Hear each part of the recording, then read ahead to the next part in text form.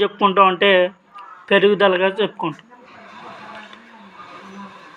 అలాగే వికాసంలోకి వస్తే వికాసం అనేది ఏంటంటే ఒక వ్యక్తిలో సంభవించే గుణాత్మకమైనటువంటి మార్పులు. చాలాసార్లు మనకి టెట్లో కానీ డిఎస్సిలో కానీ అడగడం జరిగిందండి. వికాసం అనేది ఏ రకమైన ప్రక్రియ అంటే గుణాత్మకమైనటువంటి మార్పులు వికాసం అంటారు. గుణాత్మకమైన మార్పులు అంటే భౌతికంగా కనిపించేటటువంటి శారీరక మార్పులతో పాటుగా ఒక వ్యక్తి యొక్క మానసిక, సాంఘిక, నైతిక, ఉద్వేగ లక్షణాలలో కనిపించేటటువంటి మార్పుల్ని మనం గుణాత్మకమైనటువంటి మార్పులు అంటాం. ఒకసారి చూడండి, గుణాత్మకమైనటువంటి మార్పులు అనగా భౌతికంగా జరిగేటటువంటి మార్పులతో పాటు, అంటే శారీరకంగా జరిగేటటువంటి మార్పులతో పాటుగా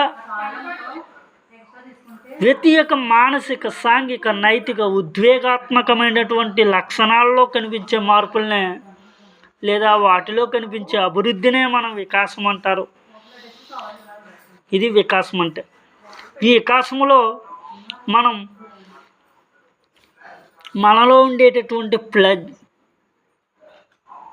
ప్రజ్ఞ, ఈ ప్రజ్ఞ, ఆలోచన, నడవడిక, ఉద్వేగ ప్రదర్శనలో, నీతి నియమాలను అనుసరించడంలో, సాంఘికరణలో మనిషి జీవిత కాలంలో ఎన్నో మార్పులు వస్తూ ఉంటాయి.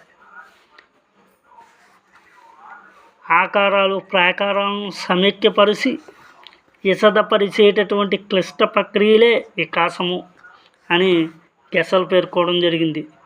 ఈ విధంగా మనం పెరుగుదల, వికాసము, పరిపక్వత గురించి మనం చెప్పుకున్నాం.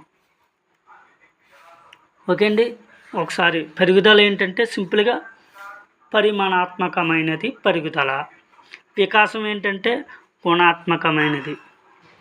పరిపక్వత ఏంటంటే జన్మతః ప్రతి వ్యక్తిలో సహశక్తులు ఎలాంటి అనుభవం లేకుండా జరిగేటటువంటిదే పరిణతి లేదా పరిపక్వత.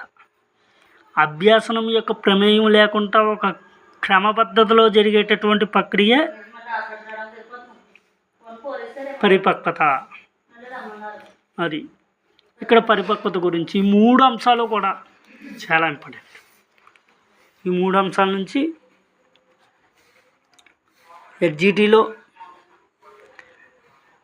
టెట్లో కానీ, స్కూల్ అసిస్టెంట్ టెట్, ఎస్జిటి యొక్క టెట్లో కూడా ఈ 3 నుంచి ఒక బిట్ వస్తుంది.